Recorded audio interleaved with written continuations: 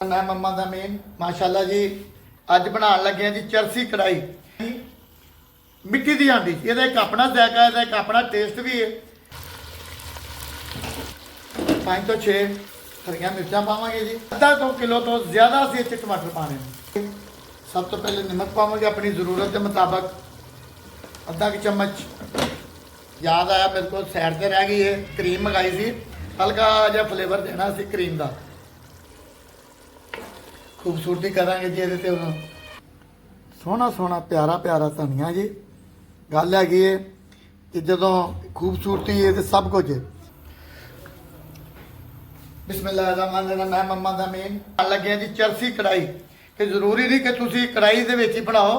चरसी कढ़ाई तुसी बनाने के तरीके का बड़े ने हांडी च भी बना सकते हो लिहाजा मैं बना रहा जी मिट्टी की हांडी। ये एक अपना जायका है एक अपना टेस्ट भी है। ये थले कितने अग हो लकड़ा की तो होर मजा। अच्छा जी 200 ग्राम असी पाया वे घ्यो तो आधा किलो के करीब गोश्त पाया।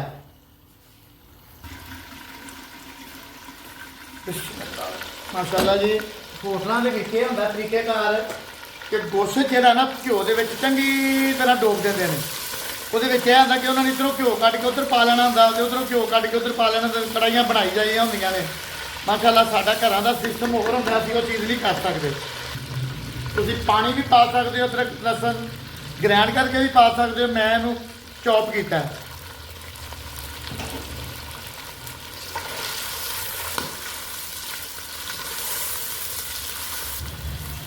हांडियां दे विच जी एक दफ़ा हांडी जो गर्म हो जाती है ना फिर समझ लो कि गर्म रहिंदी है तो ज़्यादा 1 घंटा कढ़ जाती चीज़ तुसीं अगर दम के लानी है।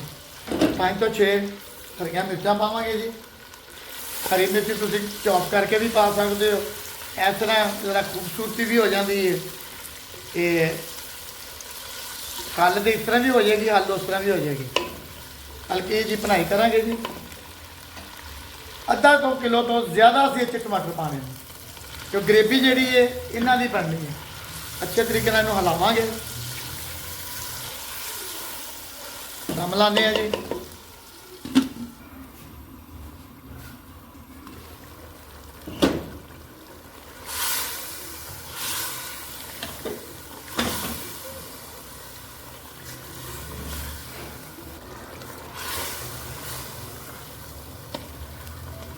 अच्छा जी ये असी छिलके जोड़े ने उतारने ने सब तो पहले किसी अच्छे जे बर्तन के किसी बर्तन भी तुम उतार सकते हो। दिल करे तो छिलके वैसे उतारने चाहिए ने। गल फिर वही थोड़ी अपनी मर्जी है। एक अदद नींबू है नींबू काटिया वो पावे तुम माशाल्लाह देखें टमाटर बिल्कुल हल हो गए ने जी। अभी घट करांगे। सब तो पहले नमक पावे अपनी जरूरत के मुताबिक आधा चम्मच। हल्दी पावे जी आधा चम्मच।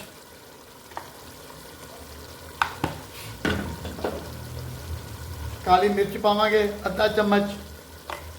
धनिया पावे जी खूबसूरती वास्ते। हरी मिर्च पातियां ने इनू असीं हुण दम ते लाने कि अपना रंग छड्डेगा जी तरी छड्डेगा। हल्की अग से बिल्कुल आस्ता अग से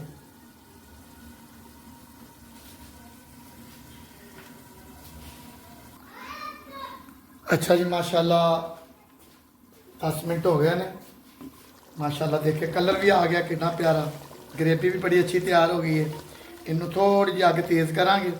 इसका थोड़ा जहा जो हल्की जी जिन्होंने गाढ़ा और करनी जी अग तेज़ करके। मैसेज यो ही है खाण वालियां दी खैर होवे वंडण वालियां दी खैर होवे पकाउण वालियां दी खैर होवे। अल्लाह ताला सब दी खैर करे जींदे रहे बसदे रहे खुश रहे सदा ही बात रहे। मैसेज है माशाल्लाह अरसा 5 साल तो हॉस्पिटल लंगर जाता है। हफ्ता इतवार पीर 3 दिन 250-300 बंदे का लंगर पकता। चंद मेरे भैन भरा मेरे नाल ने जिन्हों की बदौलत माशाल्लाह 5 साल तो लंगर पक रहा। अल्लाह का शुक्र है अल्लाह का करम है। अल्लाह की ज़ात इस काम हर बंदे को शामिल करे जिथे मर्जी वो करे। लिहाजा अगर कोई लंगर से शामिल होना चाहता है बिस्मिल्लाह वेलकम। अगर कोई माली इमदाद नहीं कर सकता तो भी कोई गल नहीं। चैनल को लाइक सबसक्राइब करके तुम इस लंगर के काम से शामिल हो सकते हो। माशाल्लाह जी ਅੱਛਾ ਜੀ, ਇਹਨੂੰ ਅਸੀਂ ਹੁਣ ਅੱਛੇ ਜਿਹੇ ਬਰਤਨ 'ਚ ਕੱਢ ਲਈਏ। ਯਾਦ ਆਇਆ ਮੇਰੇ ਕੋਲ ਸਾਈਡ ਤੇ ਰਹਿ ਗਈ ਹੈ, ਕਰੀਮ ਮੰਗਾਈ ਸੀ, ਹਲਕਾ ਜਿਹਾ ਫਲੇਵਰ ਦੇਣਾ ਸੀ ਕਰੀਮ ਦਾ। ਤੁਹਾਨੂੰ ਦੱਸਿਆ ਕਿ ਜਿੰਨੀਆਂ ਚੀਜ਼ਾਂ ਪਾਵਾਂਗੇ ਉਹਦਾ ਆਪਣਾ ਇੱਕ ਜ਼ਾਇਕਾ ਬਣੇਗਾ, ਕਿ ਜ਼ਰੂਰੀ ਨਹੀਂ ਕਿ ਦੂਸਰੇ ਬੰਦੇ ਨੇ ਕਹਿਤਾ ਤੇ ਸੋਨੇ ਦੇ ਸੁਹਾਗਾ ਹੋ ਗਿਆ, ਜਾਂ ਮੈਂ ਕਹਿਤਾ ਤੇ ਸੋਨੇ ਦੇ ਸੁਹਾਗਾ ਹੋ ਗਿਆ।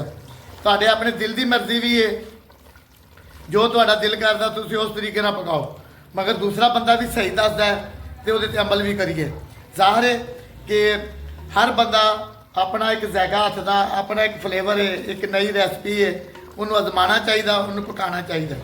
ਮਾਸ਼ਾਅੱਲਾ ਥੋੜਾ ਜਿਹਾ ਕਲਰ ਵੀ ਚੇਂਜ ਹੋ ਗਿਆ, ਹਲਕਾ ਜਿਹਾ ਅਸੀਂ ਦਮ ਤੇ ਲਾ ਕੇ ਜੀ ਇਹਨੂੰ ਅਸੀਂ ਬਰਤਨ 'ਚ ਕੱਢ ਲਵਾਂਗੇ। ਮਾਸ਼ਾਅੱਲਾ ਇਸ ਪਲੇਟ ਦੇ ਵਿੱਚ ਇਹਨੂੰ ਕੱਢਾਂਗੇ। ਅੱਲਾ ਖੈਰ ਤੇ ਜੀਦੇ ਵਸਦੇ ਰਹੇ, ਖੁਸ਼ ਰਹੇ। ਬਿਸਮਿल्लाह। माशाल्लाह गोश्त भी गल गया, खूबसूरती भी आ गई, ग्रेवी भी बन गई, सारे काम नाल ही हो गए ने जी। धनिया पावांगे, मजीद जिन्नी खूबसूरती होती खूबसूरती करांगे जी। अग असीं बंद कर दी है। माशाल्लाह हरियां हरियां प्यारियां प्यारियां मिर्चां, सोहना सोहना प्यारा प्यारा धनिया जी। गल हैगी है कि जदों खूबसूरती है तो सब कुछ है। ज़ाहिर है कि इंसान जाओ जी पार्लर चल जाओ जी, मेकअप कर रहा हो तो खूबसूरती आ जाती है, मगर खूबसूरती वो ही है जी अल्लाह ने दी है। मजबूरियां ने उन्होंने चलना पैंदा जी। जिंदे वास्ते रहे, खुश रहें जी।